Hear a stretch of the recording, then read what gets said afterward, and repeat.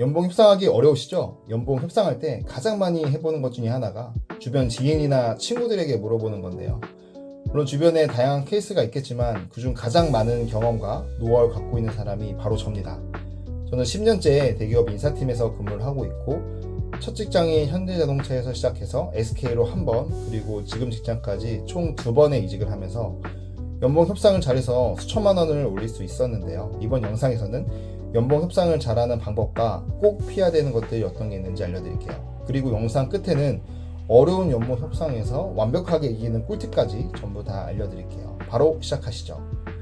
이직할 때 연봉 협상에서 가장 먼저 해야 할 일은 내 연봉의 구조를 명확하게 이해하는 것입니다. 많은 분들이 원천징수 영수증을 들고 와서 이만큼 받았습니다 라고 말하지만 이는 사실 잘못된 접근입니다. 원천징수 금액에는 연봉 외에도 성과급, 야근 수당, 연차 수당 등 다양한 일회성 금액이 포함되어 있기 때문인데요. 이를 그대로 협상 기준으로 삼으면 오히려 불리해질 수 있습니다. 따라서 본인의 총 보상 구조, 즉 고정급과 변동급을 구분하고 식대나 교통비, 자녀 학자금 같은 현금성 복리 후생까지 포함한 총 연봉을 기준으로 협상을 해야 됩니다.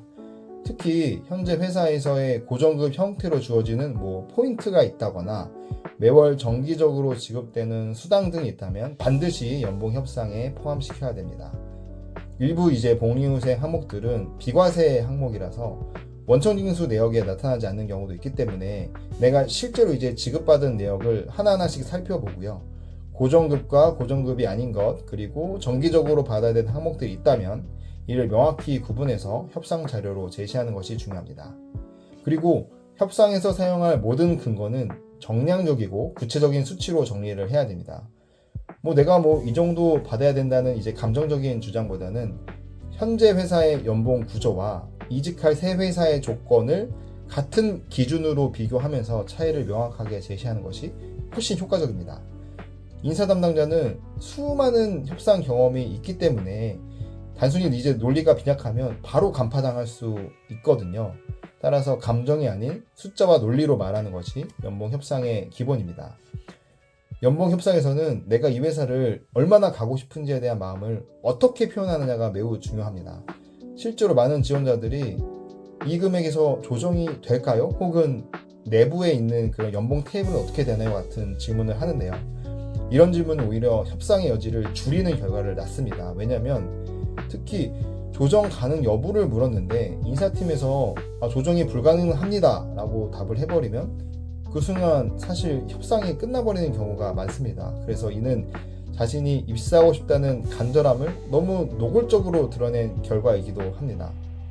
협상의 기본은 여유를 보이는 겁니다. 너무 절박해 보이면 인사팀은 이 사람은 어차피 내가 안 올려줘도 올 사람이야 라고 판단하고 더 줄 필요가 없다는 생각을 하게 됩니다. 따라서 입사 의지는 분명하게 전달을 해야 되지만 연봉 조건에 대해서는 감사한 제안이지만 제가 이런 부분에 대해서는 좀 고민이 된다는 식으로 완곡하게 표현하는 것이 좋습니다. 그리고 협상에서 대부분의 사람들이 원하는 금액보다 한 20% 정도를 높여서 첫 제안을 하는데요. 이는 앵커링 효과 때문입니다. 앵커링 효과란 처음 제시된 숫자나 정보가 그 이후의 판단과 결정을 강하게 영향을 미친다는 심리 현상을 말합니다.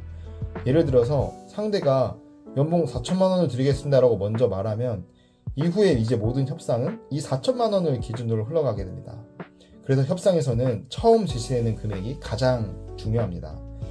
이처럼 협상에서 첫 번째 제안은 이후 협상의 기준점으로 작용하기 때문에 처음부터 너무 낮은 금액을 제시하면 전체 조건이 낮아질 수밖에 없습니다. 따라서 상대의 첫 제안은 절대 바로 수락해서는 안 되고요.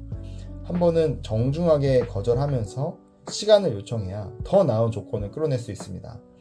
그리고 본인이 제시하는 첫 번째 연봉 제안은 너무 지나치게 겸손할 필요가 없습니다. 실제로 대부분의 사람들이 기대치보다 낮게 말하는 경향이 있기 때문인데요.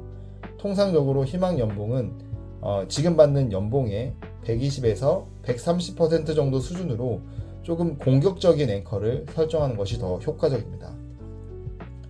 이직 연봉 협상에서 인사팀의 심리를 읽는 것도 매우 중요합니다.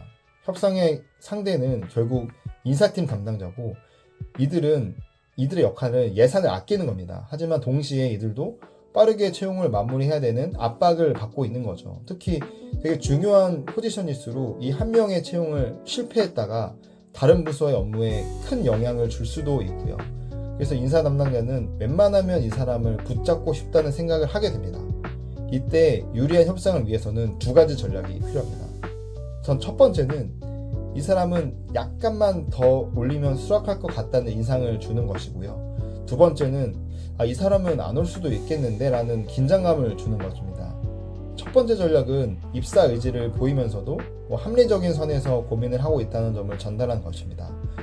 회사의 방향과 이 업무의 비전은 끌리지만 조금만 내부적으로 가족과 상의를 해보고 좀 현실적인 제안이 필요하다라는 식으로 이제 말을 하는 것이죠. 그리고 두 번째 전략은 보다 좀 강한 어조로 이제 지금 제안이라면 이직 결정하기는 어렵다라는 입장을 전달하는 방식입니다.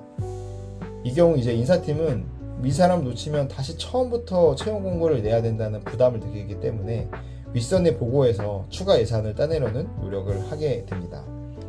그리고 무엇보다 중요한 사실은 인사 담당자도 결국 채용 실적에 대한 압박을 받고 있다는 똑같은 사람이라는 점입니다. 우리는 흔히 인사팀을 회사의 대표자처럼 느끼고 사실 쫄게 되는데 실제 그들도 실무자일 뿐이고요.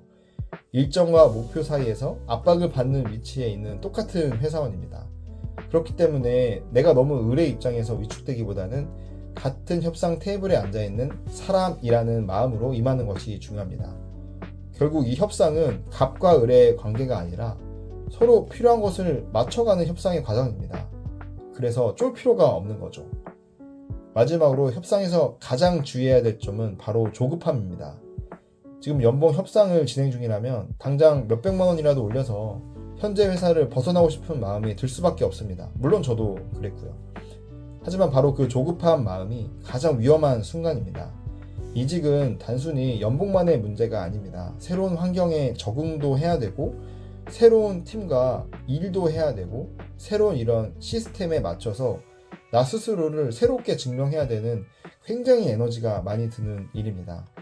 그렇기 때문에 지금 당장의 제안만 보고 판단하기보다는 설령 내가 지금 이 기회를 놓치더라도 나에게 더 나은 기회가 반드시 올 수 있다라는 마음의 여유를 갖는 것이 중요합니다.